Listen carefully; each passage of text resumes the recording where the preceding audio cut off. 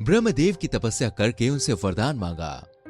ब्रह्मदेव, मुझे वरदान दो कि मैं हमेशा अमर रहूं। मैं तुम्हें ये वरदान नहीं दे सकता।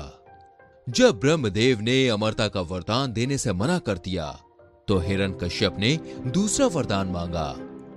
ब्रह्मदेव, मुझे वरदान दो कि मुझे संसार में रहने वाला कोई भी जीव जंतु, राक्षस, देवी देवता और मनुष्य मार ना पाए। साथ ही मैं ना दिन में मरूं और ना रात के समय, ना तो पृथ्वी पर और ना ही आकाश में, ना तो घर के अंदर और ना ही बाहर, ना ही शस्त्र से मरूं और ना ही अस्त्र से।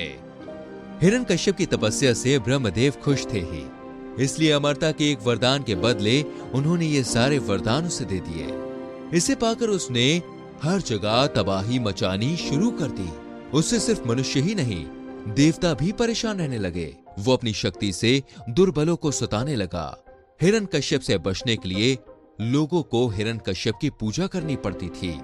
भगवान की जगह जो भी हिरण्यकश्यप की पूजा करता वो उसे छोड़ देता, और जो उसे भगवान मानने से मना करता वो उसे मरवा देता या अन्य सजा देता।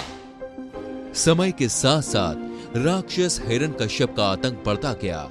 कुछ वक्त बीतने पर हिरण्यकश्यप के घर भगवान विष्णु के परम भक्त प्रहलाद का जन्म हुआ। हिरण्यकश्यप ने प्रहलाद को कई बार विष्णु की पूजा करने से मना किया और कहा, मैं ही भगवान हूं, तुम मेरी आराधना करो। हर बार हिरण्यकश्यप की बात सुनकर प्रहलाद कहते, मेरे सिर्फ एक ही भगवान है और वो भगवान विष्णु है। प्रहलाद की बातें सुनकर हिरण्यकश्यप ने उन्हें मारने की कई कोशिश की, लेकिन वो सफल नहीं हो सका। भगवान विष्णु अपनी शक्ति से हर बार हिरण्यकश्यप के सारे प्रयास विफल कर देते थे। एक दिन हिरण्यकश्यप के घर उसकी बहन होलिका आई। होलिका को आग में ना जलने का वरदान प्राप्त था। उसके पास एक कंबल था जिसे लपेटकर अगर वो आग में चली जाए तो आग उसे जला नहीं सकती थी। हिरण्यकश्यप को अपने बेटे से परेशान देखकर होलिका ने कहा, भैया, मैं अपनी गोद में प्रहलाद को लेकर आग में बैठ जाऊंगी, जिससे वह जल जाएगा और आपकी परेशानी खत्म हो जाएगी। हिरण्यकश्यप ने इस योजना के लिए हामी भर दी। उसके बाद होलिका अपनी गोद में प्रहलाद को बैठाकर आग पर बैठ गई। उसी वक्त भगवान की कृपा से होलिका का कंबल प्रहलाद के ऊपर आ गया और होलिका जलकर खाक हो गई। प्रहलाद एक बार फिर से प्रभु विष्णु की कृपा से बच गए। आग में जिस दिन होलिका जलकर भस्म हो गई थी, उसी दिन को आज तक होलिका दहन के नाम से जानते हैं।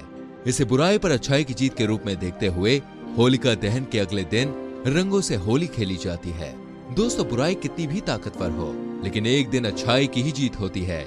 इसी वजह से हमेशा बुराई का मार्ग छोड़कर अच्छाई का मार्ग ही अपनाना चाहिए। हर हर महादेव।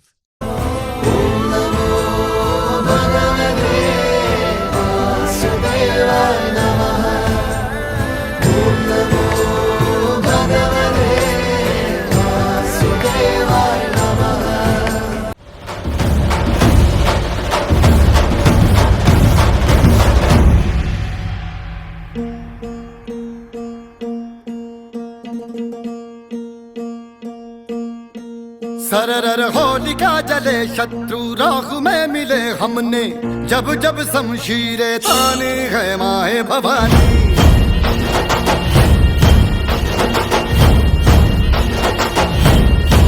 सनन आंधियां उठे शत्रु जड़ से ही मिटे हमने, बात यही मन में ठाने है माया भवानी।